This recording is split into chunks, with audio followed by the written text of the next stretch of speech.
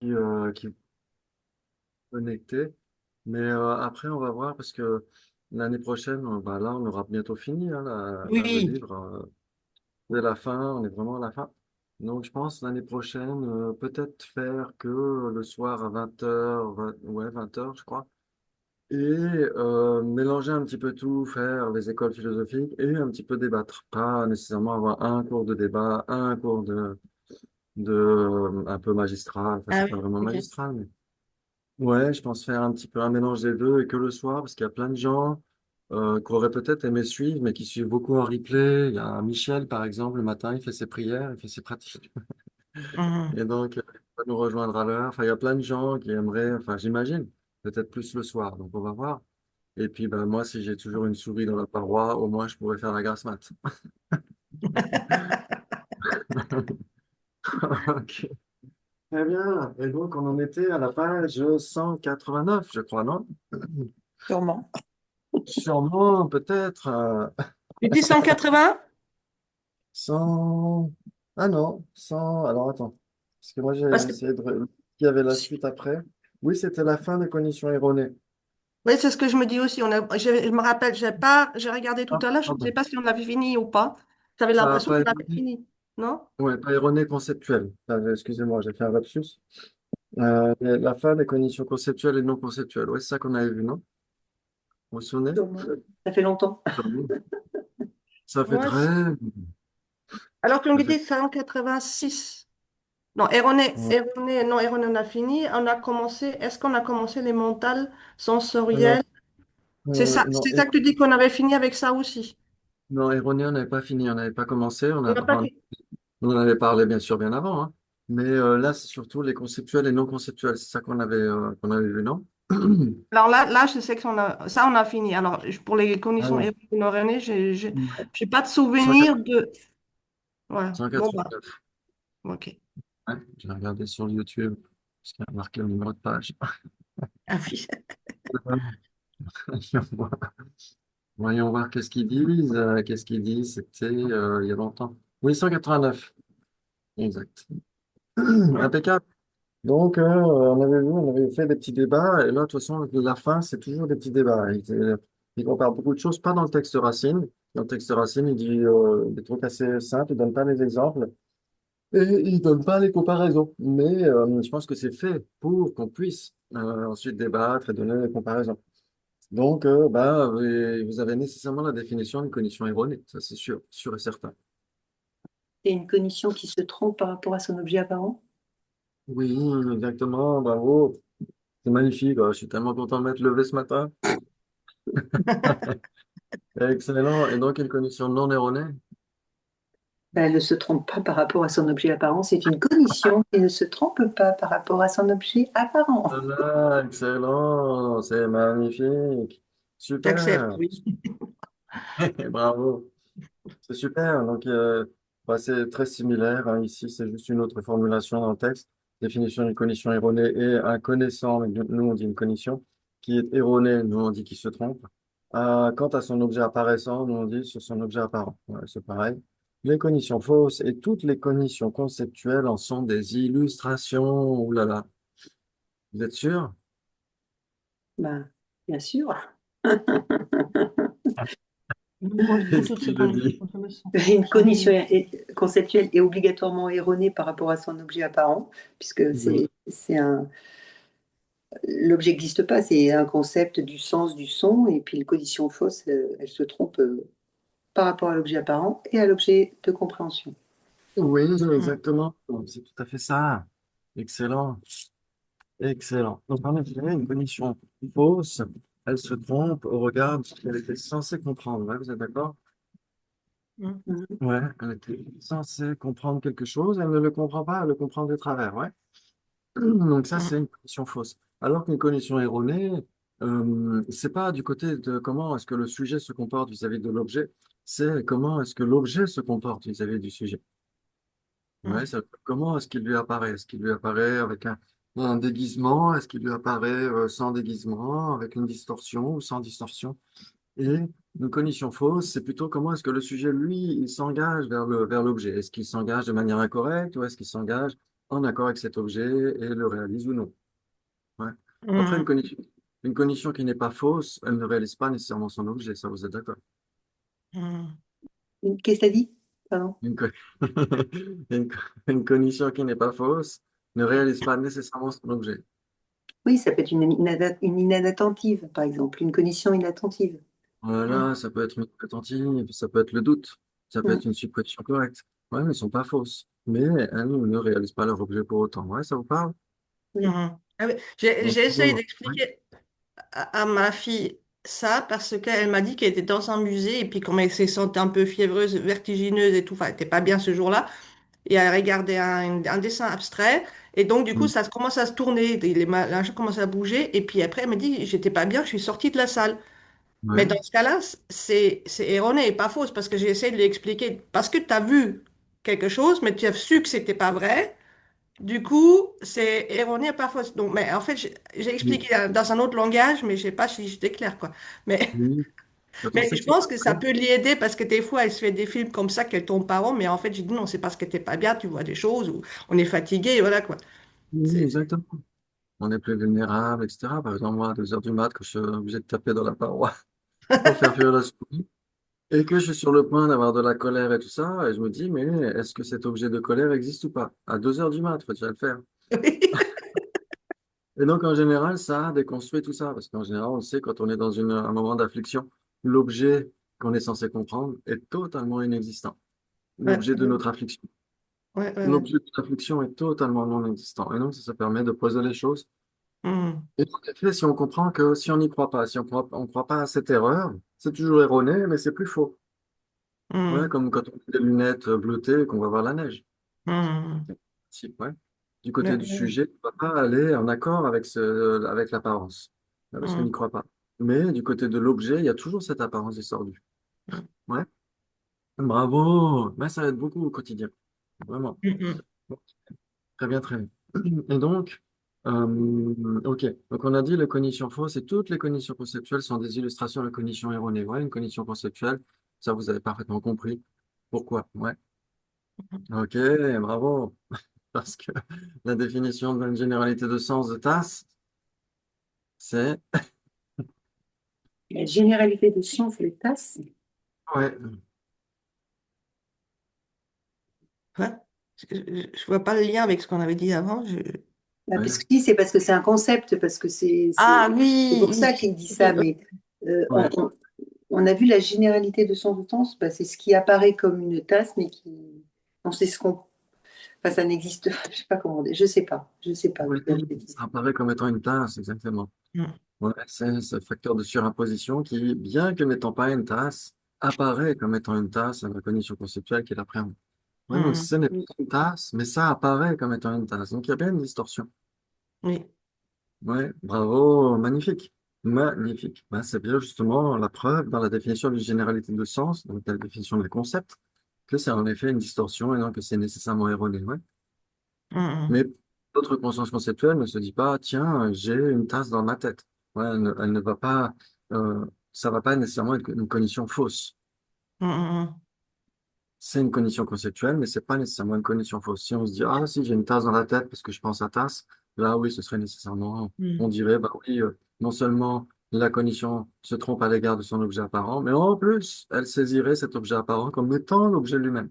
Et donc là, ce serait une cognition fausse. Ouais. Ça m'avait pensé, j'avais vu une œuvre d'art. C'était une espèce d'objet avec des tubes bizarres, bizarres, bizarres, puis, fait, qui correspondent à rien. Mais si on regarde sous un certain angle, c'est un cercle. Quand on Mm. allait derrière, ça apparaît comme un carré. Mais c'était le même objet. Ouais, c'est magnifique. Ah, j'ai trouvé ça, mais ça Ouais. m'a scotché. Super ça. Il y a un truc comme ça, il y a une sculpture moderne à Genève, c'est vers la Cité du Temps. Quand tu la regardes d'un côté, ça marque oui, et quand tu la regardes de l'autre côté, ça marque non. Ah oui, génial. Tellement super bien fait que quand tu te déplaces, ça se transforme. Ouais, ça, c'est magnifique. Ouais, ouais. Ok, très bien, bah, c'est super. Très bien. Donc, la Potier dit certaines conditions non conceptuelles sont erronées et d'autres non erronées. Ouais. Certaines Mm. conditions non conceptuelles sont erronées et d'autres non erronées. C'est quoi une condition non conceptuelle erronée? non conceptuelle, c'est une condition fausse. Oui, exactement. Oh là là, c'est super. Oh là là, j'ai déjà mes cadeaux de Noël. C'est magnifique. Oui, exactement. Une condition non conceptuelle qui est erronée est nécessairement fausse. Ouais. Bravo. Ouh là là, c'est super. Et des conditions non conceptuelles sont non erronées, par exemple. C'est Ben, facile. Conditions non le fait conceptuelles non d'entendre erronées. ta souris à 2 heures du matin, tu l'as entendu, c'est une condition Oui, sensorielle et puis voilà, et elle est non erronée. exactement. Exactement. Une condition sensorielle bien, bien présente. Exactement. Tout à fait. Elle est non erronée et elle est non conceptuelle. Ça vous rappelle la définition de quelque chose, une condition non conceptuelle et non erronée. Ben, c'est dans les tripartites, les conditions tripartites qui sont divisées comme ça. Oui, exactement. On peut les appeler comme ça aussi. Exactement. C'est la seconde division. Donc, c'est la même chose que les perceptions directes. Exactement. Ouais. Bravo. Une condition libre de conceptualisation et non erronée. C'est Ouais. exactement ça. Oh, c'est super. Excellent. Les conditions non conceptuelles fausses sont nécessairement erronées. Les conditions non conceptuelles fausses, à chaque phrase, il faut vraiment marquer un temps d'arrêt. Les conditions. Mais franchement, vous suivez parfaitement. On serait il y a quelques mois en arrière, il faudrait réexpliquer beaucoup de choses là, ça passe presque tout seul. Les conditions non conceptuelles fausses sont nécessairement erronées. Ouais, une cognition non conceptuelle, donc qui n'a pas de généralité de sens, elle se trompe vis-à-vis de son objet d'engagement, ouais, parce qu'elle est fausse. Et donc, son objet d'engagement, c'est son objet apparent. Ouais. Mhm. Si on dit la tasse pour une perception visuelle, c'est son objet d'engagement. Et la tasse pour la tasse qui est l'objet apparent de cette conscience conceptuelle, les deux sont équivalentes. Ouais. Ouais, pour une conscience non, j'ai dit conceptuelle, pardon, j'ai fait un lapsus. La conscience visuelle. La tasse qui est l'objet d'engagement de la conscience visuelle et la tasse qui est l'objet apparent de la conscience visuelle sont équivalentes. Ouais, Dans parce ce qu'on cas-là. circonscrit la tasse. On ne parle pas de son impermanence subtile, etc., hein, mais juste la tasse. Et donc, forcément, si on se trompe vis-à-vis de l'un, on se trompe nécessairement vis-à-vis de l'autre. Mhm. Bravo. Donc, en effet, une condition non conceptuelle fausse. Donc, elle se trompe vis-à-vis de son objet d'engagement. Et vu que son objet d'engagement est similaire à son objet apparent, eh ben, elle est nécessairement erronée aussi. Ouais. Mhm. On pourrait dire le contraire aussi. Une condition non conceptuelle qui est erronée est nécessairement fausse, comme on a dit tout à l'heure. Ouais. Ça marche aussi dans ce sens-là. Bravo, bravo, bravo. Toutes les autres conditions non conceptuelles sont nécessairement non erronées. C'est magnifique ça. Toutes les conditions non conceptuelles qui ne sont pas fausses sont nécessairement non erronées. Puisque, comme on a dit, la tasse qui est son objet d'engagement et la tasse qui est son objet apparent sont équivalentes. Vu qu'elles ne se trompent pas sur l'une, elles ne se trompent pas sur l'autre. Ouais, bravo, bah c'est super. Ainsi, parmi les 7 genres de Lorik, la division septuple de Lorik, les cognitions erronées et les perceptions directes sont contradictoires, puisqu'il n'existe rien qui soit les deux. Vous seriez d'accord avec ce syllogisme? Il s'ensuit, là c'est vraiment pour chipoter, il s'ensuit donc que le sujet, les deux cognitions erronées et perceptions directes sont contradictoires puisqu'il n'existe rien qui soit les deux. Oui, Oui, j'accepte. oui, C'est-à-dire que s'il n'existe rien qui soit les deux, c'est nécessairement contradictoire. ah oui. Oui, rien ne peut être à la fois l'un et l'autre. Oui. C'est-à-dire qu'une corne de lapin droite et une corne de lapin Un gauche. existant, Ah, tu le nous as toujours sur ça. C'est redondant. Pourtant, j'ai bien préparé le truc, hein. Vraiment, je suis Oui, arrivé avec une grosse oui, godasse. Donc là, on pourrait dire, en effet, on pourrait rajouter un petit truc dans ce que dit Latine Potier, mais après, tout n'est pas nécessairement sujet à débat. C'est ce ouais. qu'avait dit Vénéra Geshe-Plessienne à Nalanda. Elle avait dit certaines assertions sont justes telles qu'elles sont, mais pas si elles sont soumises à un débat. Donc là, c'est le même principe. Donc ça veut dire que si on dit puisqu'elles existent et il n'existe rien qui soit les deux, là, ça va. Ouais, là, ça irait. Il n'y aurait pas de débat possible. Bon, c'est juste pour chipoter. Très bien. Donc, en effet, il n'y a rien qui puisse, il n'y a aucune base commune entre une cognition erronée et une perception directe, vous êtes sûr? certaine. Sûr et certaine, droite dans vos bottes. Mm. Ok. Très bien, bah, parce que. J'ai compris. Parce que, parce que Une perception directe, elle est non erronée et l'autre, elle est erronée. Donc, ça peut pas être les deux à la fois. C'est Voilà, contradictoire. exactement. C'est contradictoire, exactement. Il n'y a aucune base commune, il n'y a rien qui puisse être à la fois une perception directe parce qu'elle est non erronée et une cognition erronée. Seulement, ouais. Bravo, c'est soit l'un, soit l'autre. Bravo. Il existe par contre trois possibilités entre les cognitions inférentielles et les cognitions erronées. Ça, c'est facile. Référentiel et erroné.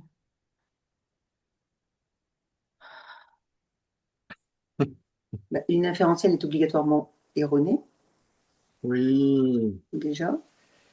Ensuite, il faut donc une qui est erronée mais qui n'est pas référentielle. Donc, c'est une cognition fausse sensorielle, par exemple.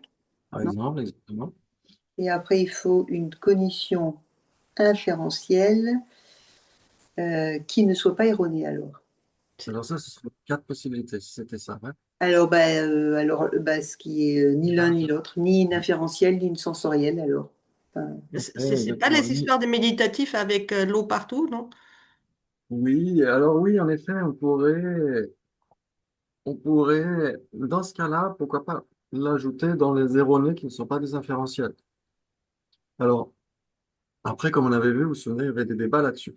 Il y avait mm, qui disaient, bah, si c'est erroné, si c'est une cognition non conceptuelle, parce que c'est un truc yogique, et que c'est non erroné, à ce moment-là, c'est faux. Donc, ça poserait question, parce que ce serait Oui, une bah oui. cognition sur laquelle on peut développer le renoncement, des réalisations, etc. Donc, ça poserait question. Pour ça, Ah. certains disent non, c'est pas erroné. Et je crois que la Rinpoche avait souligné un point spécifique. Il avait dit que, je sais plus comment il l'avait formulé, mais que c'était erroné au regard de l'apparence, mais pas au regard de l'appréhension, etc. Faudrait Mhm. vérifier. Ouais, je vérifierai. Mais en effet, il avait posé quelque chose d'assez subtil par rapport à cette distinction. Très bien, en effet. Donc, en effet, dans ce cas-là, oui, si on accepte qu'elle est non erronée, bah, c'est une cognition qui n'est ni l'un ni l'autre. Ouais. Cette apparence yogique, des squelettes partout, de l'eau partout, etc. Ouais. Là, de l'eau partout, un petit peu ce matin, c'est un petit peu le cas, par contre, hein, avec la flotte qui est tombée. Ah, mon fils était au Sri Lanka, je peux te dire, là, il y avait de la flotte aussi, hein, avec des inondations. Dans ce cas-là, peut-être que certains yogis ont pensé qu'ils avaient obtenu ce truc. En fait, c'est juste la mousson. Ok, laissez tomber. Mais en effet, si on dit que c'est non erroné, dans ce cas-là, c'est ce qui n'est ni l'un ni l'autre. C'est pas une cognition inférentielle, mais c'est une cognition non erronée. Si on Mhm. accepte que c'est une cognition erronée, dans ce cas-là, ce sera une cognition erronée, mais pas une inférence. Ouais. Très bien. Donc après, ça dépend dans quel club on se met. Très bien. Mais vous êtes d'accord pour dire que, en effet, si c'est inférentiel, c'est nécessairement erroné. Bah oui. Ouais, parce que c'est conceptuel. Ouais. Ouais. Bravo. C'est magnifique. Très bien, très bien. Et donc, en effet, il n'y a que trois possibilités. Eh ben, c'est super tout ça. C'est magnifique. Mais il existe, qu'est-ce qu'il dit? Toutes les conditions inférentielles, oui, en effet. Donc, ça, on l'a vu. Ensuite, il existe quatre possibilités entre les conditions subséquentes et les conditions erronées. Et oh là là, quatre possibilités entre conditions subséquentes et conditions erronées. Est-ce qu'il peut être les deux? une Qu'est-ce qui peut être les deux? Une subséquente qui est erronée, c'est ça? C'est erroné ou non erroné, pardon? Erroné, erroné, oui. Erronée. Une subséquente qui est erronée, bah, il faut que déjà au premier moment, elle se trompe par rapport à l'objet apparent. Oui. Donc, si elle se trompe par rapport à l'objet apparent au premier moment, euh, Ah, oui, ça, c'est intéressant ça. C'est-à-dire que si c'est une condition erronée subséquente, c'est-à-dire qu'il faut que euh, la condition valide qui l'engendre soit elle-même erronée. oui, c'est Non, ça. c'est pas forcément ça. Ah, c'est pas forcément ça, parce que, Parce que si c'est erroné, je peux me rendre compte qu'elle est erronée, ou je sais parce que j'ai vu ce que j'ai vu, alors même si c'est erroné, je l'ai vu quand même. Enfin, oui, après, je ne saurais pas le dire langage scientifique, mais dans ma tête, quand je vois un truc qui est faux, je l'ai quand même vu, le truc qui est faux. oui, oui, oui. Mais c'est quand même pas valide puisqu'une subséquente, c'est un deuxième mot. Mais c'est valide que je l'ai vu, mais c'est pas, je sais que qu'il est pas faux, qu'il est pas vrai, mais c'est valide que je l'ai vu en tant que tel, mais il est faux quand même. Quand je vois quelque chose qui n'est pas vrai, je sais que j'ai vu quelque chose qui n'est pas vrai. Dans ce cas-là, c'est valide. Oui. Alors, en effet, on pourrait dire peut-être l'autocognition elle-même, elle pourrait être Pardon? toujours juste. Même quand on voit on voit un Oui. mirage, l'autocognition qui fait l'expérience de la conscience visuelle, elle peut être juste, elle peut être valide. Donc c'est peut-être ça qui explique ensuite qu'on peut, en effet, euh, avoir quelque chose où on se souvient d'avoir fait une erreur, etc. Mais l'autocognition, elle est non conceptuelle. Et on pourrait dire, par exemple, le souvenir. Par Ah, les exemple, souvenirs, oui, oui, de toute façon. souvenir du goût du café il y a 5 secondes, etc. Le goût Mais du c'est café quand il y même a une conscience mentale. Le souvenir, c'est pas une perception directe. Oui, exactement, tout à fait. C'est une cognition subséquente erronée. Hum. Ouais, parce que c'est un souvenir, c'est conceptuel, et donc c'est erroné. Par contre, la cognition valide qui l'aura engendré, elle, est directe, non? Voilà, c'est ça. Exactement. Mais en effet, il y a des cognitions valides qui engendrent des cognitions subséquentes qui, elles, sont aussi erronées. Oui. On peut y avoir les Par deux. exemple, ouais, on peut avoir les deux. Par exemple, l'inférence. La cognition valide inférentielle peut engendrer un souvenir ensuite. Tiens, j'ai compris que, je sais plus, j'ai les 18 caractéristiques d'une précision humaine parce que ceci, parce que cela, etc. Et donc, ou voire même les 20 avec le chocolat et Netflix. Et donc, on peut se dire, OK, j'ai les caractéristiques d'une précision humaine et, et donc le réaliser, le comprendre intellectuellement. Ouais. Et dans ce cas-là, c'est une inférence. Et si on médite là-dessus, eh ben, les moments subséquents vont être des conditions erronées, des conditions subséquentes erronées. Ouais. Donc, on pourrait dire que si c'est une condition subséquente erronée, la condition valide qui l'a engendrée peut être conceptuelle ou non conceptuelle. Ça peut être une expérience directe. Ouais. Bravo, magnifique. Et donc là, on comparait donc, quatre possibilités entre conditions subséquentes et conditions erronées. Donc, on a trouvé de la base commune, ou une base commune, ouais. Une condition subséquente erronée, un souvenir, ouais, n'importe quel souvenir. Ensuite, une cognition subséquente non erronée, c'est ça? Oui, tout à fait. Bah, le deuxième moment d'une perception visuelle. Le deuxième moment, la perception visuelle, exactement. Ouais. De l'autre côté, il faut Donc, trouver un non erroné ouais, c'est non et non erroné parce que, subséquent. Non erroné, bah, le premier moment d'une perception visuelle. voilà. Exactement. Excellent. Donc, si on prend ce qui est A et pas B, donc ce qui est une cognition, c'était quoi? Non erronée. Et c'était quoi? Ah oui, non Subséquent. inférence. Ah oui, pardon. Une cognition subséquente qui n'est pas erronée. Voilà, une cognition subséquente qui n'est pas erronée, donc une cognition subséquente qui n'est pas erronée. Le second moment d'une perception directe, elle n'est pas erronée parce que, Parce qu'une perception directe n'est jamais erronée, elle ne se trompe pas par rapport à son objet apparent. voilà, exactement, ouais. Et second moment de perception directe est une cognition subséquente parce que, Parce que c'est le second moment. si c'est le second moment, donc si c'est le second moment, ça réalise nécessairement son objet. Non, non, c'est obligatoirement une subséquente. C'est pas ça que tu as demandé. Ah, oui, mais la définition d'une subséquente, c'est quoi? Ben, c'est tout ce qui n'est pas le premier moment, alors je sais pas. Ok. Donc, ça serait le second moment d'une cognition fausse, par exemple. Non, non, non, ça peut être qu'une second moment d'une perception valide. Ça, Oui, exactement. Donc, ça veut dire qu'il faut que ça réalise son objet, non? oui, ça doit réaliser son objet, effectivement. Exactement, bravo. Or, le second moment d'une perception directe n'est pas nécessairement une cognition qui réalise son objet. Peut être une cognition inattentive, non? Oui. Oui, bravo, excellent. Très bien. Donc, si on dit en effet le second moment d'une perception directe qui réalise son objet, en effet, c'est une cognition subséquente, hein, parce qu'elle réalise ce qui a déjà été réalisé. Et parce que c'est une cognition qui réalise ce qui a déjà été réalisé, et elle est non erronée, parce que c'est une perception directe. Ouais. Mm. Donc c'est bien A et pas B. Maintenant, B et pas A, on a dit, est une cognition erronée, mais pas une cognition subséquente. Cognition erronée, mais qui n'est pas subséquente. Oui, Ben, le fait de penser à une souris, le premier moment où tu penses à une souris. exactement. Ouais. C'est une cognition erronée parce que c'est conceptuel. Et on est en train d'y penser sur le premier moment. C'est pas une cognition subséquente, c'est pas une cognition inférentielle non plus. On fait juste que penser. Voilà, on fait juste que penser au premier moment. Donc c'est une cognition conceptuelle tout simplement.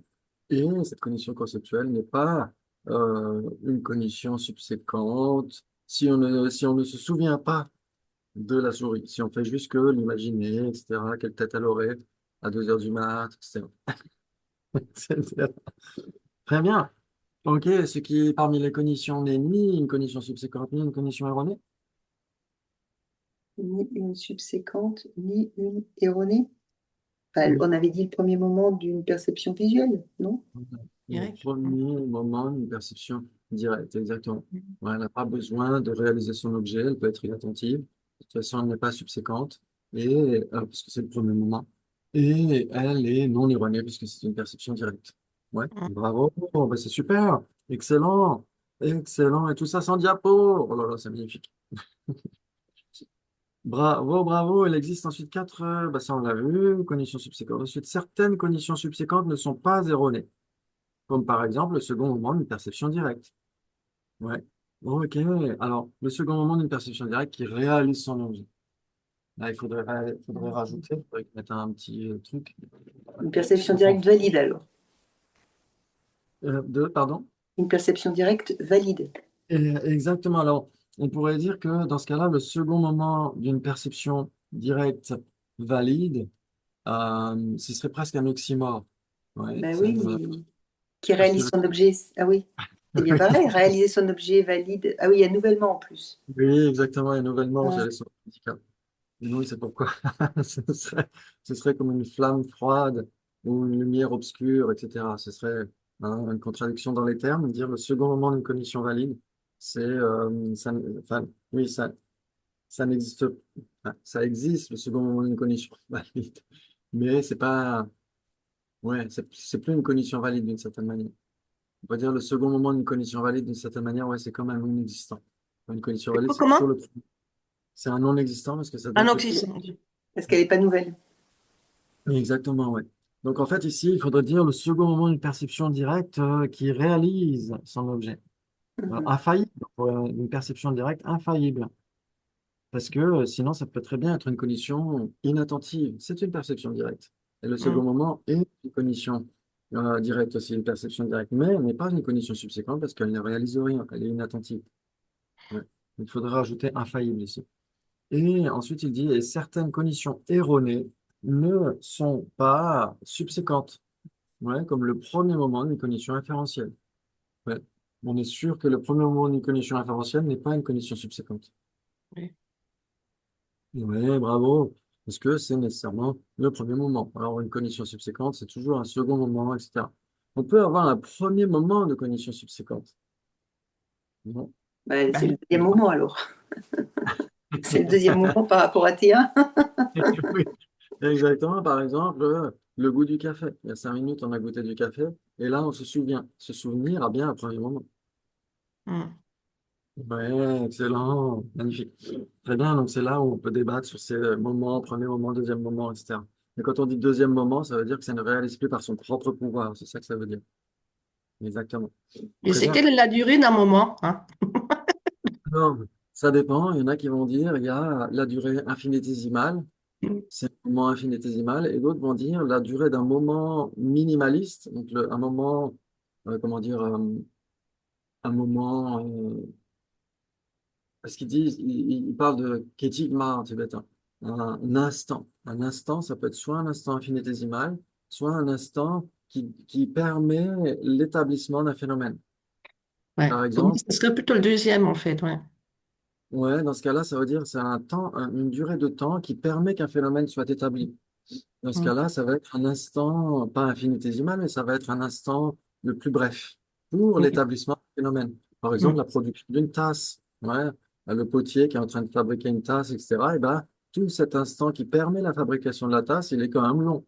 Mm. Et en philosophie, ça va être un instant le plus bref possible pour l'établissement de la tasse, mais ça va pas être un instant infinitésimal, bien sûr. Mm. Mm. Bravo, très bien, très bien. Mm. Et donc, il existe trois possibilités entre les suppositions correctes et les cognitions erronées. C'est facile aussi. Mm. Truc plus long. Supposition correcte et cognition erronée. Ouais. Correct. Et c'était quoi l'autre? Et Et erronée. Ouais. Les suppositions erronées. Non. Une supposition correcte, Mais ouais, et une condition erronée. à condition erronée. Ouais, pour que ce soit erroné, il faut que ce soit conceptuel, on va dire. Et donc la supposition Ah, correcte, quelque chose qui est une base commune, je réfléchis, Là, il y aura trois possibilités. c'est ce qu'il vient ouais, de dire, ouais.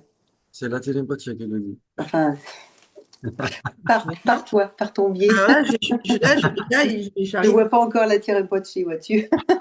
Mais toi, je te vois. à la supposition correcte et Et condition erronée. condition erronée. Ouais. Donc, en fait, quand on réfléchit à quelque chose conceptuellement, c'est une supposition correcte qui est erronée puisque c'est une réflexion, en fait. Ah oui? C'est- non? Oui, C'est ça, une pensée? oui, c'est une pensée, c'est pas nécessairement une réflexion. Ça peut être, on se dit, tiens, il est 4 heures. Ouais, parce que, par exemple, mon ordinateur en ce moment, il marche pas très bien. Donc, quand je l'allume, il marque l'heure de la veille, quand je l'avais éteint. La date de la veille. Imaginons que je l'ouvre exactement à la même heure où je l'ai éteint. Et donc, il va marquer exactement la même heure. Sauf que, Mm. donc, j'aurai une supposition correcte. Je vais dire, tiens, il est 22 heures. Ouais. Et donc, je vais avoir une conscience conceptuelle. Cette conscience conceptuelle qui est en accord avec la réalité, c'est une supposition correcte. Ouais. Et par exemple, se dire, je suppose que les renaissances sont possibles. C'est bien une Mhm. supposition correcte qui est non erronée Voilà, et qui est erroné. et qui est erronée. Qui Parce est qu'elle se erroné. trompe, parce que c'est conceptuel. Parce que c'est conceptuel, exactement. Bravo, bravo. Donc, c'est une supposition correcte, vous êtes certaine, sûre et certaine de dire qu'une supposition correcte est nécessairement conceptuelle? Est-ce que Bah la oui, c'est conscience... mental. C'est mental. Ah, Ça Ouais, pour moi, c'est peut toujours pas mental, être oui. sensoriel. exactement. Une conscience visuelle ne suppose rien. Ouais, elle n'est pas en train de conceptualiser, tiens, il est 4 heures, il est 22 heures, etc., etc. Très bien. Donc, en effet, c'est nécessairement conceptuel, une supposition correcte. Et si c'est conceptuel, est-ce que c'est nécessairement erroné? Bah oui, c'est dans la définition. Ah oui? Exactement. Bravo, c'est dans la définition liée à une généralité de sens. Donc, en effet, si c'est une supposition correcte, c'est nécessairement erroné. Oui. Bravo, donc c'est pourquoi il n'y a que trois possibilités. Oui, il n'y aurait pas de supposition. Quatre possibilités, ce serait une supposition correcte qui ne serait pas une condition erronée. Pour ça, c'est pas possible. C'est Ça, pourquoi j'ai il du dit mal bien à trois comprendre. possibles. Moi, enfin, je l'ai Ouais. déjà dit, je préfère prendre un point, deux points, trois points, et en fonction de ce que je trouve, après, je dis, bah, il y a trois ou quatre. Mais Ah, d'emblée, dire quatre ou trois, je n'y suis pas encore, hein. ouais.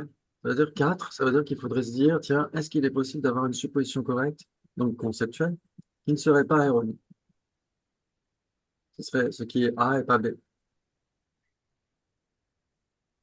Qui est A et pas B. Il y a une supposition correcte, donc une condition conceptuelle, qui ne serait pas une condition erronée. Bah, de toute façon, il est erroné, donc ça n'existe pas. Exactement, voilà, c'est exactement ce type de raisonnement qu'on fait. On se dit, voilà, tiens, s'il y avait quatre possibilités, ça veut dire qu'il faudrait qu'on trouve une supposition correcte, donc A, qui n'est pas une condition erronée, donc B. Or, Mm. c'est impossible. C'est bien trois possibilités. Si c'est une supposition correcte, c'est Ah nécessairement une oui. condition. Ok, ok, oui, oui, non, mais c'est. Ouais, c'est comme ça, en fait. Bah, vous faites le même type de raisonnement, sauf que Mm. c'est un autre cheminement, mais c'est exactement ce type de raisonnement. Ça veut dire, si vous dites trois possibilités, ça veut dire que, ouais, il est impossible de trouver ce qui est à mettre dans une case. Donc, soit Oui, oui, oui, B qui ne oui. serait pas A, soit A qui ne serait pas B. Mais en fait, on est en train de dire la condition. Quand c'est une supposition correcte, c'est forcément une condition erronée, mais si c'est une condition erronée, c'est pas une supposition correcte. C'est ça que ça veut dire. Tout à fait ça, c'est Ah, mais exactement ok, ça. ok, non, mais c'est. Ouais, ok. Oui, mais c'est Magnifique. un peu comme Sabine, mais les trois possibilités. Du coup, j'ai. Mais alors, si je réfléchis. Oui, c'est clair, oui, bien sûr. Exactement. Non, mais bah, toi, j'ai un peu. Il y a trois possibilités. C'est le piège. Il est où le piège? Oui, vas-y, il va y Avec avoir le moi, piège. Il va et arriver non, avec ce après, je sabot. regarde le truc, je vois bien. Ok. Ouais, Là, c'est il y en a, marrant, ça. Je se fait avoir. là, il y en a pas, il n'y a pas de piège, c'est exactement ça. Si c'est une supposition correcte, c'est nécessairement conceptuel, donc c'est nécessairement erroné, exactement, bravo. Mais si c'est une condition erronée, c'est pas nécessairement une supposition correcte, par exemple. Une constitution conceptuelle. Qu'est-ce que ça dit? Qu'il ne soit pas Condition erronée qui ne serait pas une supposition correcte. ben, une cognition conceptuelle qui est en accord, comment dire, Qui est erroné. Oui. une cognition inférentielle qui est valide, enfin, Ouais, une condition inférentielle valide, exactement, par qui est en exemple. accord avec, comment on dit, qui a les Elle est, trois, le mode, ah, je sais ah plus. oui, qui est directement produite en dépendance de son support, une raison Voilà. valide. Voilà. Et une raison valide, c'est ce qui est les trois modes. Excellent. Donc, en effet, on a les conditions inférentielles qui sont des conditions erronées, mais pas des suppositions correctes. Ouais, qu'est-ce qu'on aurait d'autre? Donc, Ben, quand une erronée qui est une supposition, non, supposition correcte et erronée, Erronées qui ne c'est seraient ça. pas une supposition correcte. Donc, on a l'inférence. Et qu'est-ce qu'il y aurait d'autre? une supposition fausse, supposition fausse, c'est forcément erroné. Oui, une supposition fausse. C'est une condition fausse. Ouais, c'est une condition C'est fausse forcément conceptuelle. erroné. Exactement. Exactement. On aurait le doute, par exemple, aussi, non? Ouais, le doute. Ouais. Ouais. Mhm. Bravo. Et n'importe quelle condition fausse. Ouais, ouais, ben on a la liste là aussi sur le truc. Ouais, Oui, exactement. N'importe quelle oui, condition fausse est fausse. une condition erronée et n'est nécessairement pas une supposition correcte, puisqu'une supposition correcte n'est nécessairement pas une condition fausse. Mhm. Bravo, parce qu'elle est en accord avec la réalité. Or, une condition fausse est en désaccord avec la réalité. Ouais, ça vous parle? Mhm. Oui, C'est oui. magnifique. Excellent. Voilà, c'est super. Très bien. Donc, il a dit, donc, en effet, trois possibilités. Ensuite, toutes les suppositions correctes sont erronées, mais l'inverse n'est pas vrai. Ouais, c'est ce qu'on vient de Mhm. vérifier. La condition inattentive et la condition erronée sont contradictoires. Vous êtes sûr? La cognition inattentive et la cognition erronée sont Oui. contradictoires? C'est ça que Oui. tu as dit? Oui. Ben, Inattendu. elle est en accord avec la réalité, donc l'inattentive, donc elle n'est pas erronée puisqu'elle l'objet apparent est bon, en fait. Mais elle Oui. ne le réalise pas, en fait. Oui, exactement. On Il n'y a pourrait pas dire, d'engagement non plus. il y a, oui, il y a un objet d'engagement, c'est un impermanent. Et cet impermanent est aussi son objet apparent d'une certaine manière, non? Oui, mais elle ne le réalise pas, elle s'en rend pas Il ne compte. le réalise pas. Ouais. C'est une condition qui a la claire apparence de son objet d'engagement. Ouais. La claire apparence, ça veut dire quoi, vous vous souvenez? Ben, claire apparence, c'est pas réalisé? Non, non. Non, la claire apparence, ça veut dire Alors que c'est c'est qui est non en accord conceptuel. avec la réalité, alors. Non. Non, je sais pas. Elle Joker. est non conceptuelle. Comment? Donc, elle est non conceptuelle. Ouais, la claire Non, apparence, ah oui. c'est-à-dire qu'il n'y a pas de généralité de sens. C'est ça qui est. Donc sensoriel, c'est pareil. Alors, pas nécessairement, parce que ça peut être mental. Parce qu'il y a trois Ok. possibilités là. Ouais. Il y a, il y a trois possibilités entre eux. Ah, ça, il y a les sensoriels et l'autre là qu'on vient de dire. Et il y Claire a la claire apparence. apparence. La mère Oui, apparence, voilà. exactement. Si c'est sensoriel, c'est nécessairement une condition qui a la claire apparence de son objet parce que elle est non conceptuelle. Mais si c'est une condition qui a la claire apparence de son objet, c'est pas nécessairement sensoriel. Ça peut être mental, ça peut être yogique. Ouais. Voilà, Et la troisième possibilité, Bravo. ce qui est ni l'un ni l'autre, c'est ça? Ni l'un ni l'autre, ce serait conceptuel. La troisième possibilité, c'est ça, je veux dire, c'est pour ça qu'on dit trois. Exactement, c'est pour ça J'essaie qu'on. de suivre ton raisonnement, c'est pour ça que j'essaie. Oui, Oui, ok. oui, trois, ce serait c'est ce qui est ni l'un ni l'autre. Dans ce cas-là, parce que dans certains cas, trois, ça peut être trois sans que rien ne soit ni l'un ni l'autre. Ça peut être ou plutôt quatre sans que rien ne soit ni l'un ni l'autre. Ouais. Ok, mais là, dans ce cas-là, c'est pas possible. C'est nécessairement A et B, A et pas B, et ni A ni B. Ouais, c'est ça, trois possibilités. Bravo, magnifique. Donc, en effet, on a dit conditions inattentives et conditions erronées sont contradictoires parce qu'une condition inattentive a la claire apparence de son objet. Ouais. Et non seulement à la claire apparence de son objet, mais en plus de son objet d'engagement qui est un impermanent. Donc, c'est nécessairement un existant.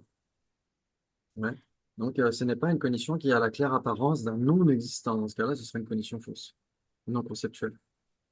Ouais, quand on voit un serpent à la place d'une corde, c'est pas conceptuel, mais il y a un non-existant. En lieu et place d'une corde, il n'y a jamais eu de serpent. Donc, c'est la Mhm. claire apparence non conceptuelle d'un non-existant, le serpent. Dans ce cas-là, c'est une condition fausse non conceptuelle. Mais là, ici, dans l'inattentif, c'est la claire apparence d'un objet d'engagement qui est un phénomène spécifiquement caractérisé, un impermanent. Et un impermanent existe nécessairement. C'est pourquoi ils disent ça. Pourquoi? Pour dire que c'est une cognition non conceptuelle. C'est ça que ça veut dire, qui n'est pas en désaccord vis-à-vis de la réalité, qui est en Mhm. accord vis-à-vis de la réalité, mais qui ne le réalise pas, qui ne réalise pas cette Mhm. réalité. Ouais, c'est ça une cognition inattentive. Bravo. Et donc, comme on a dit, vu qu'elle a la claire apparence de son objet, un impermanent, elle est nécessairement non erronée. Ouais, parce que Mhm. l'impermanent existe. Et il lui apparaît. Il lui apparaît correctement, ouais, sans image, sans concept. Bravo, bravo, bravo. J'ai Donc, une oui. question qui va peut-être un peu Oui. aller loin là-dedans. C'est au moment où je ne, j'ai des claires apparences de choses qui sont pas là, etc., etc. Mais au moment où je prends ça pour la vérité, c'est là que je commence à basculer dans les maladies mentales. Alors qu'au moment où je sais que c'est vrai, enfin, que c'est pas vrai, et puis j'arrive à vivre avec ça, et puis voilà, j'arrive à gérer ça, je suis pas dans ces maladies mentales. C'est ça, en fait, aussi la Oui, définition des maladies mentales. Quelque oui, part, que je prends que je confonds la vérité. C'est comme ça que c'est défini d'après le bouddhisme. C'est ma question. oui, on pourrait dire ça. Alors là, c'est vraiment jusqu'à vraiment l'extrême, parce que Mais c'est ce que voir, oui. voir un serpent en lieu place d'une corde, ça ne veut pas nécessairement dire qu'on est déjà. Oui, non, non, On a, non, non, mais Non, au mais bout d'un comme un moment, je me rends schizophrène. compte, je la vois, je me rends compte. Mais si ça continue dans la durée, et je sais que 3 ans après que j'ai encore vu le serpent, alors qu'en fait, c'est toujours la oui, corde. Alors, on essaie de me démontrer, mais je reste dans mon délire. Dans ce cas-là, c'est... oui, si, ça dépend où va l'erreur. C'est-à-dire que si c'est juste une erreur ponctuelle, par exemple, bah, on voit un ver de terre alors que c'est juste une brindille. Dans ce cas-là, comme dirait Arthur dans Kaamelott, il n'a pas encore tourné la carte. Oui, voilà, c'est ça. Mais si la personne est persuadée que c'est toujours le cas, ah, si une brindille est nécessairement un lombric, etc., là, c'est qu'il y a quelque chose qui ne va plus. Ouais, Là, ouais, c'est comme la carte. ok, ok, ok, ok. Ouais. Donc, ça dépend jusqu'où on va adhérer à la réalité, mais du point de vue du bouddhisme, on dira qu'on est tous malades mentaux. On croit tous aux apparences des choses. Ouais, on Mhm. croit tous qu'une souris est intrinsèquement gênante, etc. Alors que c'est juste de manière très ponctuelle, à certaines heures, quand on a envie de dormir. Quand on est pleinement réveillé en train de lire un bouquin, c'est moins gênant, Ouais. etc., etc. Donc, on Sachant voit que, à quel point.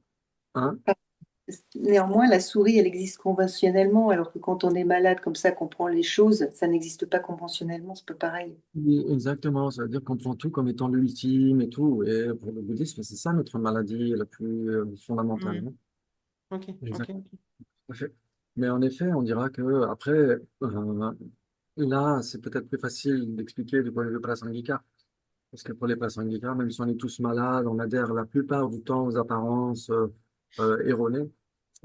Au sein même des conventions, il y en a qui se trompent et qui saisissent des conventions comme étant complètement à côté de la plaque. Dans ce cas-là, ceux qu'ils saisissent, par exemple, être persuadés qu'une brindille est un ver de terre, dans ce cas-là, le ver de terre, c'est même pas une vérité conventionnelle, c'est un non existant.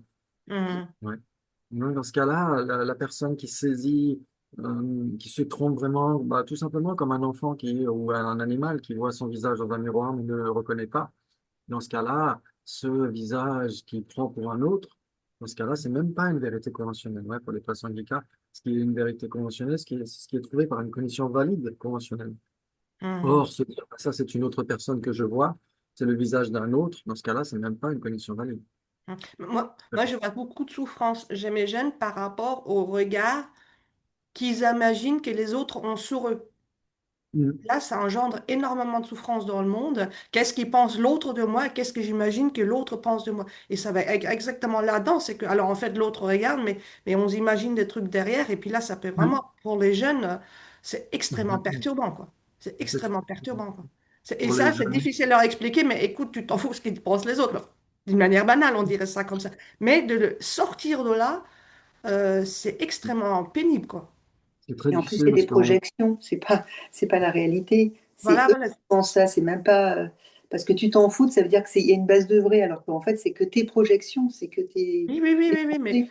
mais Mm. expliquer ça aux jeunes ou à d'autres personnes, hein, même les adultes, hein, ils sont tous, ah bah, il Oui. faut que j'ai telle et telle voiture, il faut que j'ai telle et telle coiffure, machin, qu'est-ce qu'ils vont penser les autres? Exactement. C'est Surtout dans notre ère de l'information, où les gens vivent beaucoup à travers le regard des autres dans les réseaux sociaux, Ouais, ouais, etc., ouais. etc. C'est ça qu'il faut aussi essayer d'aller rapidement, comme les Australiens, essayer de mettre un âge limite Ouais, pour les ouais, réseaux ouais. sociaux, etc. Parce que les moins de 15 ans n'ont pas nécessairement encore construit leur personnalité, etc., sont très dépendants du regard d'autrui. Donc avec les réseaux sociaux, ça peut être très destructeur. Ouais. Il y a même du Mhm, harcèlement sur les réseaux sociaux, etc., hein. Il y a des choses comme ça. Donc c'est mhm. hallucinant. Donc il faut pas trop en parler trop longtemps, comme font certains présidents de la République, mais agir rapidement. Ouais, ouais, ouais, ouais, Tout ouais. est implicite là. Non, non, c'est bien parce que ça éclaire bien les processus dans le cerveau qui font que, ou le mécanisme Mm, par rapport à ça, quoi. Donc, ça me rend, voilà, exact. Ouais, je comprends. il faut éviter de croire tout ce qu'on pense et de croire tout ce que pensent les autres. C'est Oui, très, très. intuitivement, c'est vrai, mais de voir comment les processus faits dans le cerveau, à quel moment on peut l'interrompre, c'est intéressant, je trouve. Oui, exactement. Mais c'est une éducation, c'est essayer de s'éduquer soi-même et si on peut faire boule de neige avec les autres, etc., essayer de se désidentifier. De se Hum, désidentifier, de se dire que dans beaucoup de cas, on est à côté de la plaque, notre cerveau refabrique une réalité qui n'est pas nécessairement là en face de nous, mais il refabrique une certaine réalité plus stable, sinon on tomberait dingue avec tout le flot d'informations qui vient, etc., donc hum, il reformate une certaine réalité plutôt stable pour éviter justement qu'on soit trop dans les stimuli sensoriels, etc., et qu'on perde le fil entre une couleur jaune, un son, etc., etc. Ouais. Donc ouais, peut-être que l'appui des sciences, des neurosciences, ça pourrait être utile hein, dans la gestion de la psychologie, etc., de faire attention. Là, par exemple, maintenant, vous voyez à la télé, il y a des pubs qui parlent maintenant non seulement de faire attention à sa santé physique, mais aussi à sa santé mentale de faire attention à la santé mentale des autres, etc. Avant, jamais on en parlait, jamais on en parlait. Donc là, il y a quand hum. même du progrès. Et la Mais, santé mentale, ça ne veut pas dire on est tout de suite, on a tourné la carte ou qu'on laisse flotter les rubans comme dans Camelot. C'est vraiment, ça peut être vraiment très, très, comment dire, très Mais, imperceptible, très à petite échelle, etc., etc. mais depuis très longtemps, pour l'OMS, être en bonne santé, c'est absence de maladies mentales et physiques. Donc les deux hum, étaient pris en compte. Là, c'est peut-être D'accord. dans la pub, mais de toute façon, la pub, c'est faux. Ils disent ça, c'est comme manger 5 fruits et légumes, et puis ils te balancent des hamburgers à la télé. Donc, je veux Oui. dire, en même temps, les dessous pour votre bonne santé, c'est une hypocrisie terrible. hum. Exactement. J'avais aussi une question pour aller encore beaucoup plus loin du sujet. C'est en fait, donc, moi je me pose la question, dans quelle mesure le contact avec la culture anno-tibétaine a influencé ces pensées-là chez nous. C'est-à-dire, est-ce qu'il n'y a peut-être pas aussi le fait que, bon, il y a Dalai Lama, il y a plein de gens influenceurs qu'on dit aujourd'hui, qui poussent ça dans ce sens-là, alors qu'avant, on avait Freud, donc tout est carré, tout est stable, et puis on reste comme ça toute sa vie avec ses traumatismes, alors que là, on commence quand même à beaucoup plus travailler sur les neurosciences, sur la souplesse de l'esprit. Est-ce qu'il n'y a pas une grande impulsion donc de la culture hanotibienne en Europe? J'ai l'impression qu'il y a quand même un déclencheur dans les années 70 qui a mis ça un peu en route, non? Ouais, c'est possible. C'est possible, même si avant ça, il y avait déjà, je crois que c'est Mathieu Ricard qui parle d'un psychologue de psychologie positive, je crois qu'il s'appelle Batson, il faudrait vérifier, qui parlait déjà des prémices de la psychologie positive, pas uniquement dire, ah, on est tous déprimés, etc., on est tous dépressifs, Mm. mais aussi poser comment dire, développer des attitudes saines, pas uniquement régler des attitudes malsaines, mais aussi volontairement développer des attitudes saines. Je crois que c'est dans le plaidoyer pour l'altruisme qui en parle. Et donc, oui, il y a certainement des liens. Il y a aussi l'Institut Mind and Life, il y a aussi des instituts, je crois que c'est à Munich, l'Institut Max Planck, où il y a, Mm. comment elle s'appelle, Zinger, la fille de Wolf Zinger, Tania Zinger, qui travaille avec Mathieu Ricard, etc., sur justement les neurosciences. Et donc, il y a énormément de choses qui sont faites, mais ça va prendre du temps, ça, c'est sûr. Oui, oui, c'est sûr. Parce qu'il faut vraiment faire en sorte que oui, la tradition indo-tibétaine, en effet, il y a tout cet aspect aussi religieux. Donc, c'est important de mettre ça de côté quand on veut vraiment Mm. insister sur la psychologie, l'épistémologie. Il faut vraiment que ce soit dans un cadre séculier à part entière. Par Mm. exemple, c'était Jean-Paul, le directeur du centre Gaming Park, qui nous avait parlé quand il était venu à Genève. qui avait parlé des 16 attitudes. Ils avaient parlé des 16 attitudes dans une école, etc. Et ensuite, quand les profs ont demandé mais d'où ça vient, ils avaient dit bah, c'est Lama Yeshe qui avait institué ça. Ils ont dit mais c'est qui? Ils ont dit bah, c'est un moine tibétain. Et là, tout de suite, ils ont baissé les stores. Tout de suite, ils ont dit ah Ouais, ouais, non, ouais. si c'est un moine, ça va pas le faire. Donc, c'est pourquoi il faut vraiment insister sur l'aspect séculier, laïque. Mhm. Ouais. Ok. Ok, très bien. Eh ben, c'est super. Donc, peut-être qu'on va terminer sur les erronés et non erronés parce que il y a un gros, gros débat qui va peut-être certainement pimenter notre rentrée en 2026 sur le mental et la cognition mentale. Moi, j'ai pas mis esprit, il faudrait corriger d'ailleurs, parce qu'il y a toute une note à la page 191 qui est normalement inutile si on remplace esprit par mental. Là, la note, c'est parce qu'ils mettent esprit au lieu de mental. Donc, c'est pour ça qu'il y a toute une note énorme. Mais si on corrige et qu'on met juste mental pour dire yi, en tibétain, yi, ça veut dire mental, c'est pas esprit. Sem, c'est esprit. Donc, ça, c'est juste pour préparer le teaser pour la montrer. Et donc, ici, donc, on a dit il y avait les cognitions inattentives et les cognitions erronées. Donc, on avait dit c'est contradictoire. Ensuite, trois possibilités entre les doutes et les cognitions erronées. Ah, Les doutes et conditions erronées. Bah, il y a Oui. oui. il y a déjà le doute qui se trompe totalement par rapport à l'objet. Donc celle-là, elle est erronée et doute, malgré tout. Non, mais je veux dire, il n'en est pas certain. Il n'a pas réalisé Il le n'en est pas fait que c'est certain. vrai. Exactement, il n'en est pas certain. C'est pas comme la cognition fausse conceptuelle, exactement. Ouais. Ensuite, tu as le doute qui va vraiment tendre vers le factuel. Donc celui-là, il n'est pas forcément erroné, il est plutôt non erroné. Enfin, D'accord. Oui, il ne erroné. réalise pas, mais non, parce qu'un doute ne réalise pas, donc je ne sais pas. Oui. Donc, tu dis trois possibilités. Donc, quand c'est un doute, c'est une condition erronée, mais quand c'est une condition erronée, c'est pas forcément un doute. C'est ça qu'il faut dire. Exactement, c'est comme ça qu'il faudrait le comprendre. Ouais. Ok, ok. Ouais, si c'est un Ensuite, doute, quand, c'est un quand conceptuel. c'est erroné, et quand c'est erroné, ce n'est pas forcément un doute. C'est ça, bah, une condition inférentielle. C'est Par erroné, mais exemple. c'est pas un doute.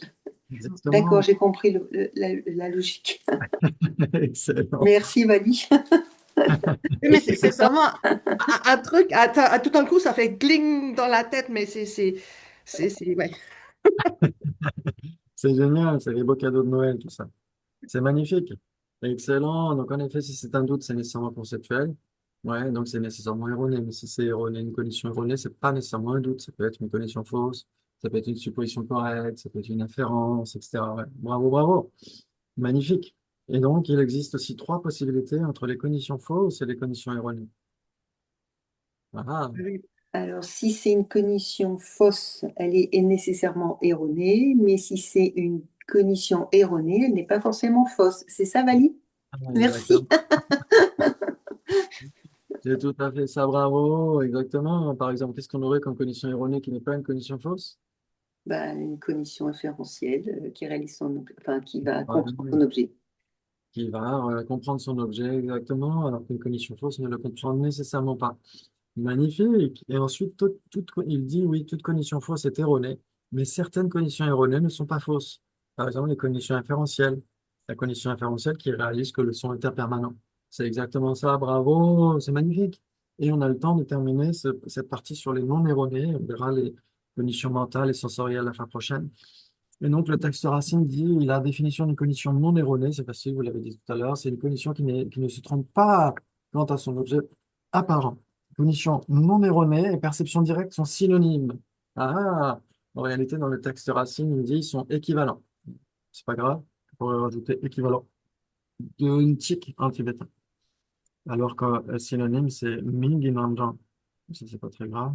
Donc, on Alors, aura c'est quoi équivalent. la différence? Alors, synonyme et équivalent, pour moi, quand c'est un équivalent, c'est un synonyme, mais quand c'est un synonyme, c'est pas forcément équivalent, c'est bien ça? Alors, oui, moi je dirais peut-être l'implication opposée. Je me dirais que si c'est synonyme, c'est nécessairement équivalent. Mais si c'est équivalent, c'est pas nécessairement synonyme. Parce que synonyme, ça veut dire que c'est deux définiendums pour la même définition. Ok. Ouais, par exemple, quand on dit, je sais pas moi, quand on dit Si on dit par exemple, par exemple en tibétain, ils disent le porteur de lapin pour la lune. Ouais. Nous, on dirait par exemple, on dirait canasson pour cheval, ou on dirait destrier pour monture. Ouais. Et ben, c'est le même principe. Ouais, c'est exactement le même mot, pardon, la même définition, mais deux définitions différentes. Alors que équivalent, c'est pas nécessairement la même définition. Par exemple, impermanent et produit. Impermanent et produit sont équivalents. Si c'est impermanent, c'est produit. Si c'est produit, c'est impermanent. Mais ils n'ont pas du tout la même définition. Impermanent est défini comme étant instantané et produit est défini comme étant créé. Donc, D'accord. Ok. synonyme, faut qu'il y ait la même il faut qu'il y ait Oui, La même définition, c'est la ça? même oui, définition. exactement. Tout à fait. Mais par exemple, je crois que c'est dans Cutting Through Appearances, où il y a Geshe-Lundu Sopa qui parle de ça, dans la version Sautrantika, dans la section Sautrantika, où il dit, par exemple, entre chien et qui en tibétain. Qui, c'est le chien en tibétain. Moi non plus, il dit dog, parce qu'il parle c'est en anglais. Mais entre dog et qui, il dit c'est synonyme. Ouais, c'est équivalent et synonyme. Mais en effet, après, on pourrait débattre. On pourrait dire que la définition en tibétain, ce serait une définition tibétaine.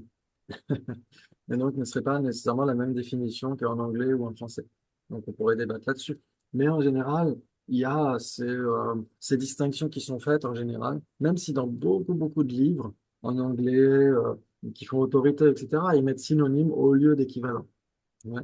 Mais dans certains cas, ils rajoutent Ming, Inandong et Duntik. Ils disent c'est équivalent en termes de synonymie. Dans ce cas-là, c'est quand même différent. C'est-à-dire que c'est vraiment deux définitions pour une même définition. D'accord. Mais D'accord. même si, quand on débat sur les définitions et les définiendums, on dit qu'il n'y a qu'une définition pour un seul définiendum. Mais en effet, dans certains cas, il y a l'argot où il y a une périphrase. Par exemple, si on dit Barack Obama et le précédent président des États-Unis. Hmm. Ouais. L'immédiatement antérieur, on va dire précédent, Le ou seul alors président des le- États-Unis. oui, le seul président black des États-Unis, par exemple. C'est un synonyme et c'est un équivalent de Barack Obama. Et on pourrait dire c'est exactement la même définition parce que c'est exactement la même personne. D'accord. Ouais. Bravo, alors que équivalent, c'est pas nécessairement la même définition. Ok. Bravo, bravo. Magnifique, Hmm. magnifique. Très bien, il nous reste une petite minute pour terminer ce passage. Mais cela n'est pas valable. Pardon, mais cela n'est valable que du point de vue Sautrantika. De dire qu'une cognition non erronée et une perception directe sont synonymes ou équivalents. Ouais, ça c'est que pour les Sautrantika. Ouais, ce n'est pas le cas pour le Chittamatra qui soutient que des perceptions directes erronées et non erronées. Ouh là, on commence à entrer dans les écoles philosophiques. Ouais. Pour le Chittamatra, ils vont donner une autre définition d'ailleurs d'une perception directe. Ils vont dire c'est une cognition non conceptuelle produite en dépendance de graines stables. Ouais. Donc, si tes graines sont erronées, ta perception est erronée, et si tes graines ne sont pas erronées, c'est non erroné, c'est ça? Alors, ils diront qu'il y a les deux qui peuvent survenir en même temps. Il peut y avoir deux graines en même temps. Une En- graine de la tasse et une graine de l'apparence d'existence extérieure de la tasse. Ah oui. Et donc, la tasse n'existe pas à l'extérieur de l'esprit. Ce n'est pas une substance différente de l'esprit pour les petits amateurs. Comme dans le rêve, quand on rêve d'une tasse, le rêve n'existe pas dans le jardin et nous dans notre lit. Ouais, notre rêve dans notre esprit. Ouais. Donc, le rêve d'une tasse est une même substance avec l'esprit qui rêve de la tasse. Hmm. Ouais. C'est une même entité avec l'esprit qui rêve de la tasse, n'est pas une entité différente. Et donc, malgré tout, pour les Chitamatrins, il y a cette apparence distordue qui, pour eux, est le voile cognitif. Ouais, cette apparence distordue, c'est le voile cognitif. Tous les phénomènes semblent exister à l'extérieur de l'esprit qui les appréhende. Ouais, donc ça, c'est à cause des graines. Mais il y a aussi les graines de la tasse. La graine produit la tasse et tout va bien de ce côté-là. Mais le problème, c'est qu'elle est entourée d'un vernis d'existence, d'apparence d'existence extérieure. Ça, c'est erroné. Et donc, les Chittamatra vont dire il n'y a que la réalisation yogique de la non-dualité, donc de l'absence d'existence extérieure, qui sera non erronée. Donc, c'est une perception Oui, directe qui est non erronée. Toutes les autres perceptions directes seront erronées. Perception directe visuelle, auditive, olfactive, gustative, mentale, etc. Ouais. pareil pour les prasangika alors. Les prasangika vont dire quelque chose de très similaire, en effet, sauf qu'eux ne vont pas parler de la non-dualité, ils vont parler de l'absence d'existence inhérente. Ils vont parler de l'apparence d'existence inhérente. Et donc, cette apparence est distordue, c'est erroné. Donc, c'est très similaire, ça aide beaucoup à comprendre, en effet, les prasangika. Ils diront quelque chose de très similaire. Ils diront qu'en effet, les Bouddhas et les êtres conscients qui réalisent directement la vacuité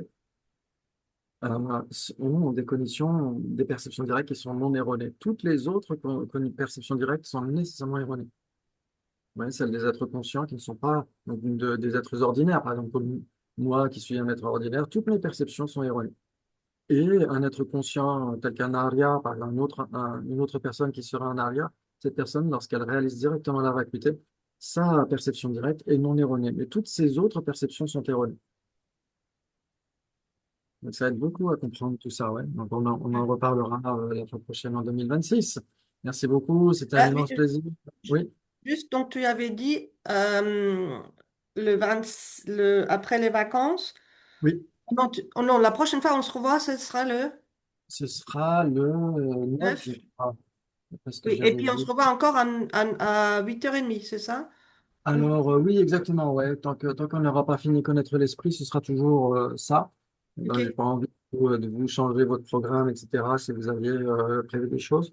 ok. Et donc, pour terminer de connaître l'esprit, ce sera toujours à 8h30 et on reprend le 9 janvier. Ouais, super. Merci Ok. beaucoup. Vous avez assuré ce soir les débats pour ceux qui veulent. C'était que des révisions. Merci beaucoup. Merci. C'était un immense Merci plaisir beaucoup. pour le être et Bonne sinon, fête. passez de bonnes fêtes si on ne se revoit pas. Merci beaucoup. À la prochaine. Allez. Prenez bien soin de vous. Merci beaucoup. À bientôt. Ciao. Merci. Ciao.